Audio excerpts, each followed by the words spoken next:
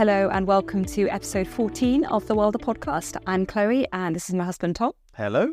So we're doing something a little bit different in our, Christmas, New Year, seasonal episode. Post-New Year on the way to the 2024, but we're doing it now because we've been busy. Sorry. However, it is going to be hopefully useful and interesting for the majority of our listeners, I think. And concise. That's the plan. With that in mind, shall we crack on? Firstly, we've got a little bit of an update, just a bit of a good news story, and then we'll go to explain what this episode is all about. So I was idly scrolling through LinkedIn, as you do, between Christmas and New Year. Was a pleasant surprise to see our podcast mentioned in an article from Rewilding Britain around their top 10 rewilding podcasts. I know it's a bit of a niche field, but we were still Yeah, I'm taking it. Yeah, no, I think I'd happily be in the top 10 for a post from Rewilding Britain about what we're doing. So we were sixth, for anyone that was wondering, but I don't know whether that was in numerical order or just alphabetical. Either way. We'll take sixth. And there's some great names up there, Ben Goldsmith's and James Shooter's podcast. So yeah, we're really pleased. Amongst plenty others. They're all wonderful. And we are going to put the link, the URL to that in the show notes below for anyone that's interested in perusing at their leisure. So the main effort for this episode is for people who maybe they've listened to the whole series, but we've been going for months and months and months now. So maybe they want a reminder of some of the awesome guests we've had on and some of the key topics. Or it's for new listeners of the podcast who maybe haven't had the opportunity to listen to the back catalogue of episodes. So we wanted to put together 6 of the kind of, I wouldn't say greatest hits, because I think that would undermine all our other amazing guests, but 6 of the events during our interviews that we felt kind of most spoke to us. That's 3 each. We've gone away without telling each other which ones we've picked. And we just wanted to quickly listen to them and then explain why we've picked it and why we thought that other listeners may want to benefit from it as well. Yeah, I think it's been an interesting process thinking about the moments that have really resonated for us both and why that is. But hopefully it'll also be a kind of signposting exercise for people that might want to go back and look at some of the episodes in more detail once they get a flavour of the moments that stood out for us both.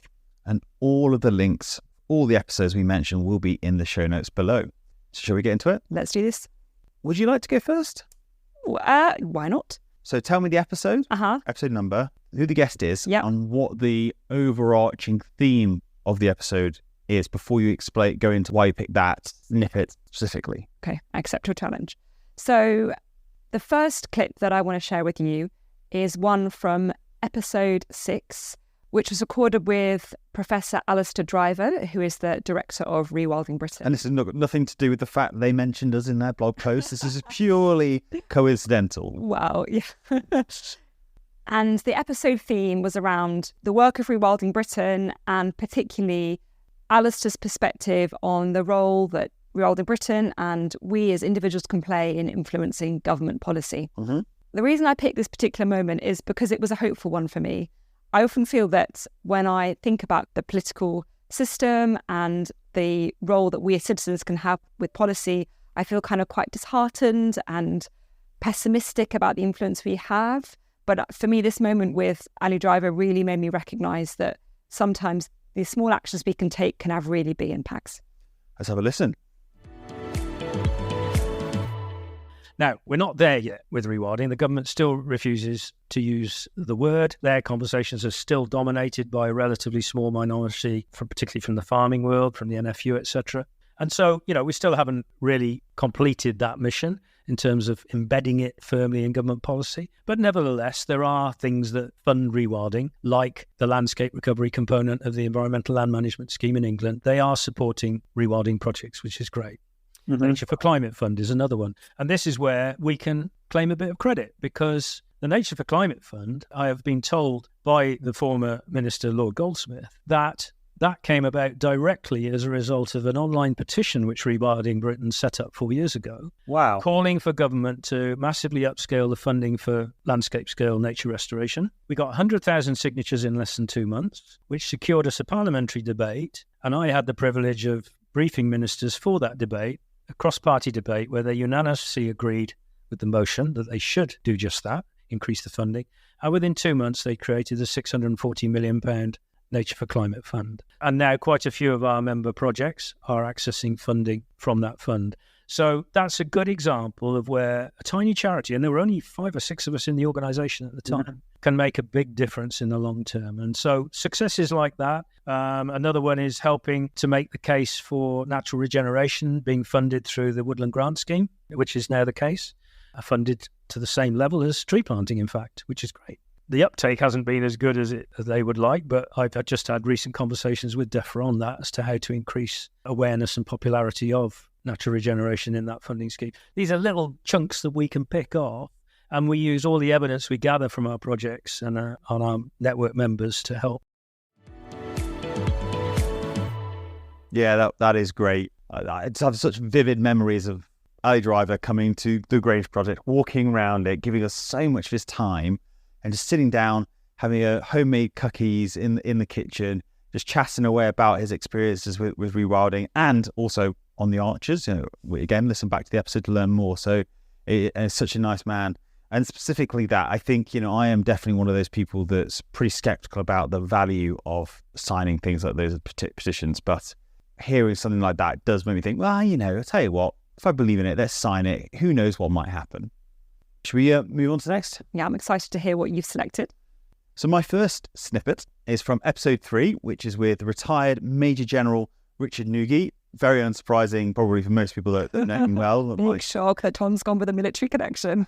First, he came on as a guest before even the podcast had started, and I think that kudos to him. But the actual big overarching theme of the episode was all about the probably widely unspoken challenges associated with climate change, not the facts about the Earth warming up and all the other kind of well-known challenges associated with that, but these are the so what's. It's when climate change happens, or as it's happening now, but as it continues to happen, what are the things can we expect? What are the security challenges as we as a nation should be expecting to see? And I just think for a lot of people, it's a different way of looking at things, but it was so important to me because that's one of the major drivers for me as to why I wanted to start the Grange project with you, of course, Chloe, not just me, and try and do my bit for mitigating it.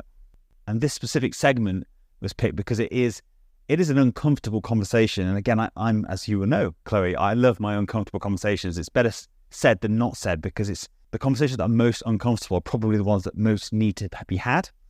And this is just one example here when we talk about things like migration. This is absolutely normal. People move. What is different about climate change? What is different about what is happening this time is, yes, people are moving as a result of war, but when you move as a result of war, as a result of conflict, you are forced out. And you're forced out, and you've usually left something behind, whether it's property or whether it's wealth or whatever. And you have every desire to go back to where you came from. And you have every intent to go back the moment the war's finished. And so you get a reverse movement back. The Ukrainians I speak to are all desperate to go back to Ukraine as soon as it's safe. They don't want to stay some want to stay in this country, but the majority don't. We're actually quite different culturally. Climate change has a different effect. If you are eking out a living in a very difficult environment, you will continue to eke out that living believing it might get better for as long as you possibly can, because you've got nothing to go to take away. You can never go back. Because if it has become too difficult to live, it's become too difficult to live. But more worryingly is you don't leave with wealth. You leave incredibly poor because you've used every last effort of your wealth and of your property and everything to try and survive at home. And now you can't because climate change has made it too difficult to live there. Listening back to that clip for me is just a reminder about how powerful this episode with Richard was. Because although I've been aware about, that will be mass migration in association with climate change, to really hear about some of the kind of logic that underpins that and the systemic consequences of that is important, sobering, and absolutely should be shared. And I think whenever I speak to anyone about the podcast, they often go back to Richard's episode. It often really stands out for people. And I think that's because he was introducing a different perspective that rarely gets played out in the mainstream conversation. Chloe, go on, number 2 recording. Oh, so this was episode 12 with the lovely Krista Gorn, who is the founder of Life to Land and a number of accessible resources around rewilding.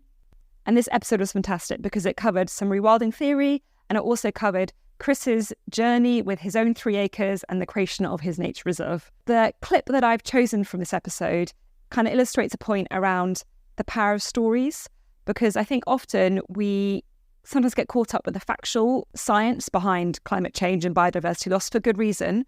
But for me, when I thought back to Chris's episode, this story and the kind of images associated with it were really powerful for me. And I just wanted a reminder for us all about the value of stories.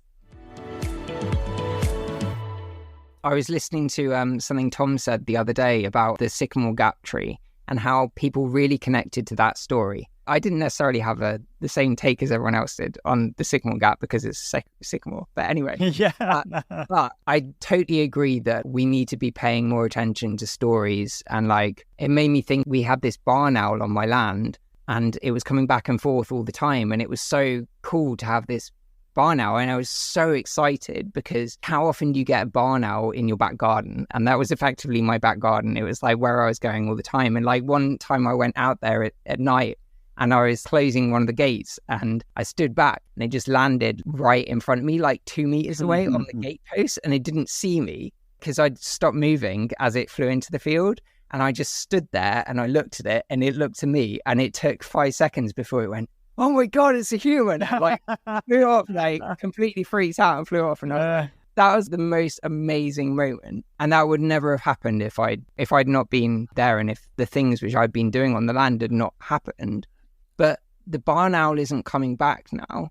And the reason it isn't coming back is because the next field over, they've put loads of horses on it and the horses had grazed the grass all the way down. And it had effectively been rewilded because it was going through the sale process and all the grass had grown up really tall and loads of voles were running around in this grass. Yeah. And now it's been grazed so short that there's no voles there. So the barn owl isn't coming back. Yeah, I think that's a great story to end on. I think that's the stuff that needs to get documented and shared. And I'm looking forward to seeing how you do that going forward. You're a very creative entrepreneurial individual, so I can't wait. Oh, Chris is just such a lovely guy. I just can't get over it. Hopefully you'll come visit the land and I get to know him better. I like the fact you picked that recording as well, because basically he says that I'm right in it. It's true, yes. It did start off with a nod to your wisdom. So any recording that starts off telling me that I'm right, I'm going to vote for. But it is very easy for us to say that. And actually the practical application of storytelling is such a hard one because it requires creativity. It isn't just data focus. It's not X equals Y. It's a whole kind of myriad of colours that you've got to try and create in there. And it is really challenging. Something we really want to do and want to do more of, but it's easier said than done, I think. You can't use ChatGPT to write you a story? Not yet. Ready for my next one? Go for it. So my next snippet comes from episode 5 and is with Julia Hailes MBE. And again, another guest that agreed to come on kind of at the kind of real start of the podcast. This episode covers a lot of things in it, but briefly, it's about smaller scale rewilding and also the important role that the individual has on this. And that's so important because some of the guests we get on believe the individual doesn't have a role to play and it's all about government and policy. Some guests come on like Julia do, and it's good to hear both perspectives. And, you've got to pick the bits that sing to you. And that's what we're about on the podcast. And this specific snippet focuses on the role of the individual and the importance of us being the catalyst or the driver of change. And specifically, she focuses on kind of corporate and business. So the importance of us showing with our buying habits how that makes a difference. And also then she essentially takes us to school. She explains to us the impact of peat. And again, because it was so early on in our journey, we have peat and the detrimental impact of using peat and digging peat out of the ground just wasn't on our radar at all. And it's such a simple thing to understand and know. Wouldn't she just explain it to you and we can make those changes ourselves? Here it is. And it needs us as citizens and businesses to push them to go further and to know that that is what we want. So they're not going to, for example, triple the price of flights or something, or put a huge tax on food that's not produced organically or that type of thing. But they might do things that are going a step in that direction if they feel that the public are with them. So there's an awful lot to do to get people on board to actually saying that that's what we want. And if you take one example that's very relevant to wilding that I think that we actually need all parts of that chain to be much more proactive. And it's really sickening that it hasn't gone further. And that's actually in relation to peat, because the use of peat is ecologically disastrous, environmentally disastrous, and yet it is still being sold in garden centres. And people are using it in their garden. I suspect that people who are wilding are still using it in their things, because it's quite difficult to buy plants and know that they've all not been grown in peat in any way. I really appreciate the podcast for moments such as this, because often you get caught up in that, well, what can I do moments? And I think there's some great examples throughout the podcast of practical things that you can take away and action that really send a message to the system about the things that are important to you, like buying organic eggs or buying native plants. And looking for peat-free compost is just another great example of something straightforward that we can do that has an impact on a wider scale. Right, Chloe, is this your last one? It is my last one. Quickly. So this is a section from episode 10, which was with the lovely Lynn Cassells from Lynn Bretcroft. And in this episode, we touched on a variety of themes, but essentially Lynn takes us on the journey of her and her partner Sandra in purchasing the 150 acres in Scotland and applying regenerative thinking to it on numerous levels. And she also talks about the importance of connection to nature and her perspective around how that is underpinning a lot of the challenges we're experiencing. So this particular moment I've selected because for me it had such an emotional impact in terms of relief and in terms of an opportunity to really consider what we wanted to bring to our project, but with permission of time throughout that. And it's really sat with me over the last 2 months since we recorded the podcast around really thinking about what is it that is going to energise us and help us use the passion that we have to develop the Grange project. I think what I would say, first and foremost, is the land is fine. If you're not doing anything with it, it's fine. That's okay. What you're actually really looking at is, what do we want our impact to be? What is it that we're looking to do? And where is that coming from? You know, how are we wanting to reconnect with this piece of land? So that's the kind of questions that I would encourage you to ask yourself. But you don't need to do anything because it's absolutely fine. Mm-hmm. Your challenge is to figure out how you can then become an intrinsic part of it in a way that is positive, that is regenerative, that is sustainable, that is enriching, that is all of those things, but in a way that's giving what it is that you need from it as well. I like it. The only thing I'll say here really is that I'll echo what you said at the top. It's that when she said that during the interview, I just felt this bizarre weight I didn't even know was on my shoulders, just lift slightly to go, hang on, give yourself breathing space. The land's okay, just chill. And that's allowed us really to go away and have those conversations. And the phrase that you like saying all the time, and I agree, I think that's how do we find the difference that makes a difference? What do our unique skill sets and position give us, and what can we bring to the party, basically? Exactly. How are we going to make the Grange project resonate for us and therefore resonate for other people?